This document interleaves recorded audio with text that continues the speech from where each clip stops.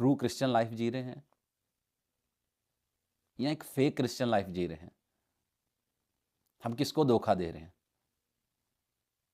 हम अपने माँ बाप, बहन भाई, रिश्तेदारों, दोस्तों, अजीज़ों, बीवी को, हस्बैंड को, अपने काम करने पर अपने बॉस को धोखा दे सकते हैं,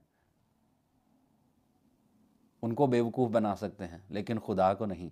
खुदा के सामने हर एक, मैं भी और आप भी, हम बेनकाब हैं खुदा के सामने। सो इसलिए हमें सोचना है, और ये सोचने का लम्हा है, क्या हम वाकई में हमारी ज़िंदगियों में फल हैं? हम खुदा के साथ जुड़े हुए हैं? क्या हम दुआ में, रोज़ा में, बाइबल स्टडी में अपनी फैमिली को लीड करने के, क्या मेरी ज़िंदगी से खुदा के नाम को इज़्ज़त मिल रही है? खुदा के कलाम में लिखा है, ज़बूर में लिखा है कि तो जिससे डरने वाले मुझे देखकर खुश होंगे। इसका मतलब है कि हमारी ज़िंदगियों में वो फल होंगे, हमारी ज़िंदगियों में वो आशीषें, बरकतें होंगी कि दूसरे लोग, खुदा के कलाम में ये भी लिखा है, खुदा ने फरमाया कि तुम दुनिया का नूर हो और तुम्हारा नूर दुनिया आदमियों के सामने चमके, ताकि वो तुम्हारे बाप की जो आसमान पर है देख कर इज़्ज़त करें। क्या हमारे काम ऐसे हैं कि वो हमारे बाप की जो आसमान पर है देख कर इज़्ज़त करें?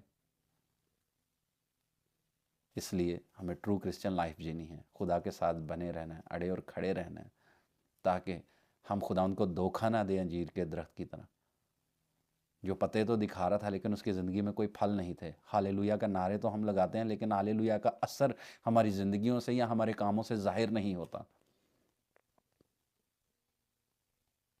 कड़वाहट से भरे हुए रहते हैं, लड़ाई झगड़ों में भरे